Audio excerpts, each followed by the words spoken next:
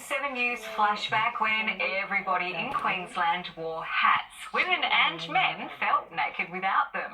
Then the 1960s turned fashion on its head. Rod Young reports. Fashions today are being influenced by the political situation, and the latest models have gone all military. And the next one is just a beautifully designed feminine version of the fascist cap, which Mussolini is so fond of wearing. Before television, women caught up on the latest fashion at the cinema. And if you want to be really fantastic, why not a modern Roman helmet for evening wear? Millinery was big business. Next came modern materials. New idea in hats for the ladies. He's making them out of plastics. Don't worry, this plastic material is unsquashable. But the real work was done in choosing the right one. To change her mind is a woman's privilege, except in a hat salon. Here it's taken for granted that the place will be turned upside down to meet every whim and fancy. This was shopping in Brisbane 60 years ago. Another army invades daily the city's modern department stores, there to ponder, select, reject, and finally purchase that most exasperating, indefinable, yet completely adorable something, a hat. Yes, I'll take this one, thank you. You just couldn't leave home without one. I'm dressed. Yes, completely. They went everywhere, to the races, church on Sunday. But the 1960s brought change. Beehives didn't like hats, and they didn't fit into cars. Everyone is suited and glamorous, and church still maintains this decorum, and suddenly the Pope says, no headwear necessary. Hats were left behind on the hat stand.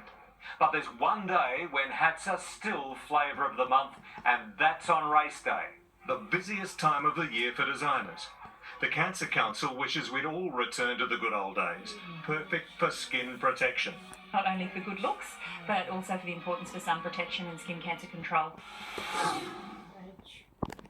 Now to Tony Auden and Tony, are we going to be needing some of that skin protection tomorrow? Yes, we are, Katrina. Please, if you are headed out and about for the Queen's birthday public holiday tomorrow, slip, slop and slap on that hat. We are going to need that sun protection. We're looking at sunny skies and temperatures pushing 40 degrees for some parts of the southeast. But that won't be the case here at Redcliffe and along the coast, though. Sea breezes should keep those top temperatures closer to the low 30s. Let's get in and check today's conditions now. Mostly cloudy morning, sunny afternoon, and it was warm rather than hot. A top of 24 degrees here at Redcliffe, 27 in Brisbane, and early 30s further inland. Onto the satellite, no strong weather systems across Queensland and not much cloud either. All of that clear sky has allowed temperatures to soar across central parts of the nation, while that trough lying from about Canberra to Alice Springs is dragging that heat into western parts of the state. Birdsville pushed up to 39 degrees today. Into tomorrow, that trough system moves closer and we'll see hot westerly winds developing right across southern Queensland. Across the nation tomorrow, a couple of showers around Adelaide, Melbourne and Hobart, and pretty nice if you're headed to the west coast, a sunny 27 in Perth. Back to Queensland, here are the fire danger ratings for tomorrow. Fire weather warning has been issued for the Maranoa and Warrego and Darling Downs districts, with severe fire dangers forecast in orange here. Make that very high in yellow from the southeast up towards central Queensland districts. Onto the forecast, Mount Isa heats up to 37 degrees tomorrow, but Cairns, Townsville and Mackay should hover closer to 30.